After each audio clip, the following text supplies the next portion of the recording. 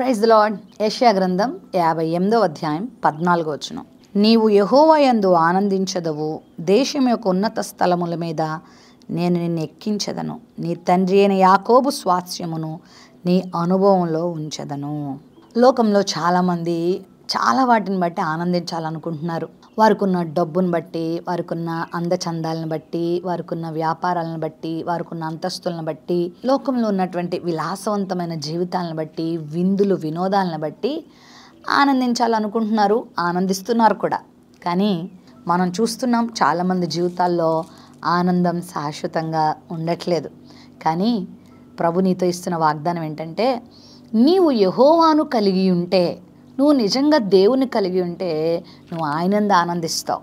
ఈ లోకంలో పరిస్థితులు ఎలా ఉన్నప్పటికీ, నీకు ఆస్తులున్నా లేకపోయినా, అంతస్తులున్నా లేకపోయినా, అందచందాలున్నా లేకపోయినా, ఈ మానవ జీవితంలో ఉన్నటువంటి సారాన్నంతా నువ్వు చక్కగా అనుభవించి ఆనందాన్ని పొందుతూ ఉంటావు.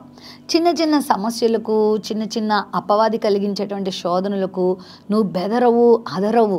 నీ ఆనందం అలా స్థిరంగా ఉండిపోతుంది. నీ సంతోషం ఎవ్వరు కూడా హరించలేరు. ఎందుకంటే అది ప్రభు నీ హృదయంలో పెట్టింది కాబట్టి అది ఎవరు తీసివేయలేరు. నువ్వు ఎప్పుడు సంతోషంగా ఉంటావు, నువ్వు ఎప్పుడు ధైర్యంగా ఉంటావు, నువ్వు ఎప్పుడు నిలకడగా ఉంటావు. నీ ఆనందాన్ని పాడు చేయటానికి కానీ, నీ సంతోషాన్ని పాడు చేయటానికి కానీ ఎవరికి అనుమతి దొరకదు. అంత మాత్రమే కాదు, దేవుడు నిన్ను దేశం యొక్క ఉన్నత స్థలముల మీద నిలబెడతాడంట. నువ్వు ఆయనందు ఆనందిస్తూ సాగిపోతున్నప్పుడు దేశం యొక్క ఉన్నత స్థలముల్లోని దేవుడు నిన్ను తీసుకెళ్తాడు. మన అపార అనుభవం ద్వారా, మన జ్ఞానము ద్వారా, మన తెలివితేటల ద్వారా, మనము చేసేటువంటి కార్యాల ద్వారా మనం ఉన్నత శిఖరాలకి చేరలేం. కానీ దేవుడే గనక నిన్ను తీసుకుని వెళ్తే దేశం యొక్క ఉన్నత స్థలంలోకి తీసుకెళ్తాడు. మరి ఒకవేళ ప్రస్తుతం నీ స్థితి అందరికన్నా దిగువ స్థాయిలో ఉందేమో, నీ బ్రతుకేంటి, నువ్వెంత, నీ జీవితం ఎంత, నీ కుటుంబం ఎంత అన్నట్లు నిన్ను ఒకవేళ చులకనగా చేస్తున్నారేమో, చులకనగా చూస్తున్నారేమో, నిన్ను ప్రక్కన పెడుతున్నారేమో. మనుషులు పెడితే పెట్టనివ్వండి, కానీ దేవుడు నిన్ను ప్రక్కన పెట్టడు. మనకు దావీదు జీవితం తెలుసు కదా.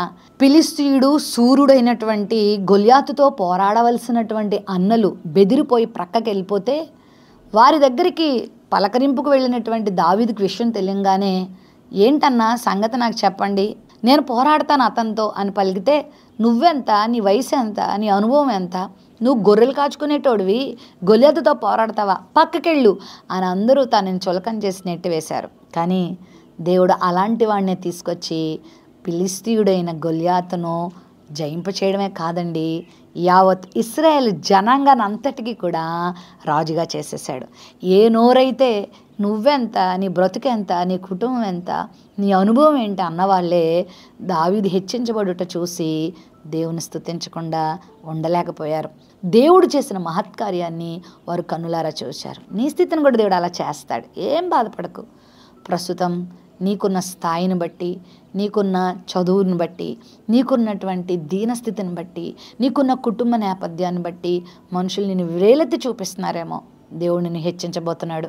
ఏం కృంగిపోవద్దు, ఆయన యందు ఆనందించు, సంతోషించు. యాకోబు స్వాస్యాన్ని దేవుడు నీ అనుభవంలోకి తీసుకొస్తాడంట. యాకోబు దేవుడు ఎంత స్వాస్యాన్ని సిద్ధపరిచాడు. 12 గోత్రాలు ఇహ పరలోకాలకి ధన్యజీవులుగా దేవుడు మార్చేశాడు. నిన్ను కూడా ఆ విధంగా చేస్తాడు. ప్రస్తుతం ఉన్నటువంటి నిందలకు కృంగిపోతున్నావా? ప్రస్తుతం నీకు ఎదురవుతున్నటువంటి తిరస్కారానికి, తృణీకారాలకి ప్రక్కకి వెళ్ళిపోయి బాధపడుతున్నావా? దేవుడు ఒక మంచి శ్రేష్టమైన స్థానాన్ని నీకు సిద్ధపరిచాడని నమ్ము. విశ్వాసంతో ఆయన వైపు చూడు, ఆయన యందు ఆనందించు. ఆయన పనులలో, ఆయన కార్యములలో, ఆయనను స్తుతించటంలో ఎప్పుడు కూడా నిన్ను నువ్వు సిద్ధపరచుకో. దేవుని కార్యాల కొరకు ఎదురు చూడు. దేవుడు నేను విడిచిపెట్టడు. ప్రేమ నమ్మకం కలిగిన మా తండ్రి, ఈ వాగ్దానాన్ని వీక్షించిన నీ బిడ్డల్ని దేశం యొక్క ఉన్నత స్థలముల మీద నిలబెట్టు ప్రభువా. వారి కుటుంబ జీవితాన్ని, వారి బిడ్డలను, వారి సంతానాన్ని, వీరిని అన్ని పరిస్థితులలో, అన్ని కార్యములలో వర్ధిల్ల చేయమని యేసు నామములో ప్రార్థిస్తున్నాం తండ్రి. ఆమెన్.